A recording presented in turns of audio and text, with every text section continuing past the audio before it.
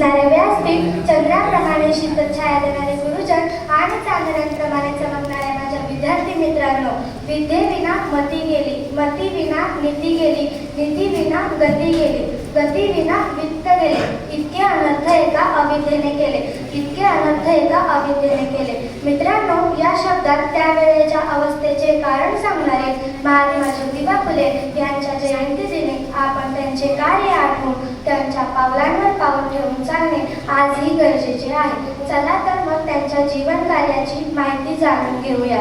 मित्रांनो, 11 एप्रिल 1827 रोजी महाराष्ट्रातील शुद्ध वर्णातील माळी या जातीमध्ये महात्मा ज्योतिबा फुले यांचा जन्म झाला. त्यांच्या वडिलांच्या व्यवसायामुळे त्यांना माळी हे आडनाव, फुले हे आडनाव मिळाले. त्यांच्या वडिलांचे नाव गोविंदराव व आईचे नाव चिमणाबाई असे होते. ते 1 वर्षाचे असताना त्यांची आई चिमणाबाई यांचे निधन झाले. तेव्हा गोविंदराव यांची बहीण सगुणाबाई यांनी ज्योतिबांचा सांभाळ केला. त्या आधुनिक विचारांच्या होत्या. त्यांनी ते संस्कार ज्योतिबांवरही केले. वयाच्या 7व्या वर्षी ज्योतिबांचे नाव शाळेत शिक्षणासाठी नोंदवले गेले. परंतु सामाजिक दबावाखाली येऊन गोविंदरावांनी ज्योतिरावांचे नाव शाळेतून काढले व त्यांना आपल्यासोबत शेतात काम करण्यासाठी घेऊन जाऊ लागले.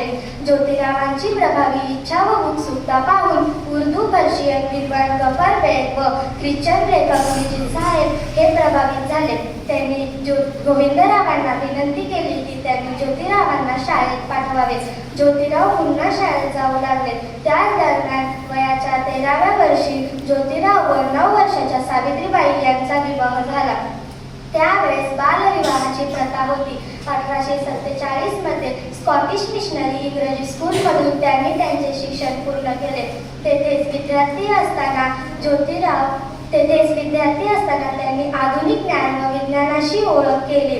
स्कॉटिश मिशनरी इंग्रजी स्कूलमध्ये त्यांनी समानता व स्वातंत्र्याचा विचार या मूल्यांशी परिचय केला. तर्क हे त्यांचे सर्वात मोठे शस्त्र बनले. तर्क व न्यायाच्या जोरावर त्यांनी प्रत्येक गोष्टीची चाचपणी करायला सुरुवात केली. आजूबाजूचा परिसर नवीन दृष्टिकोनातून पाहायला सुरुवात केली. त्यांच्या वैयक्तिक आयुष्यात त्यांना फक्त जातीचा अपमान सहन करावा लागला. त्यांच्या एका ब्राह्मण मित्राच्या लग्नात त्यांचा जातीवादामुळे अपमान झाला. या घटनेमुळे वर्ण व्यवस्था आणि ब्राह्मणवाद हे किती भयानक अन्यायकारक आहे याची त्यांना जाणीव झाली.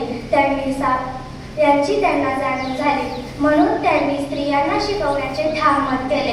सर्वप्रथम त्यांनी आपल्या घरातून शिक्षणाची ज्योत पेटवली. सावित्रीबाईंना त्यांनी ज्ञानविज्ञानाच्या विचाराने सुसज्ज केले. त्यांनी सावित्रीबाईंच्या विचार कक्षा वृंदावून व्यापक भावना भरली की स्त्री पुरुष समान आहेत. जगातील प्रत्येक व्यक्ती समानता व स्वातंत्र्याचा पात्र आहे. ज्योतिरावांनी सावित्रीबाईंना व सगुणाबाई, फातिमा शेख अशा अनेक सहकाऱ्यांना सोबत घेऊन हजारो वर्षापासून शिक्षणापासून वंचित राहिलेल्या घटकांना मानवी हक्काची व शिक्षणाची जाणीव करून देण्याचे कार्य सुरू केले.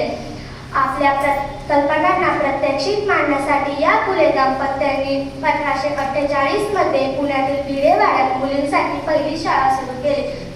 ही फक्त महाराष्ट्रातीलच नव्हे तर पूर्ण भारतातील मुलींसाठी सुरू केलेली पहिली शाळा होती. ज्योतिरावांनी व सावित्रीबाईंनी विषमता पेरणाऱ्या पाखंडी व धर्मग्रंथांविरुद्ध उघडपणे आव्हान देण्याचे कार्य सुरू केले.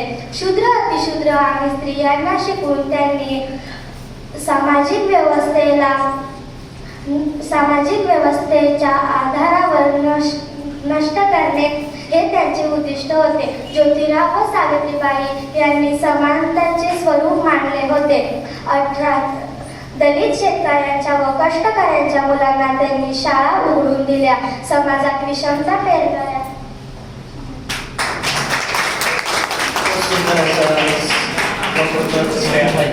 परंतु टाइम संपल्यामुळे मध्येच त्यांना थांबवावं लागलं.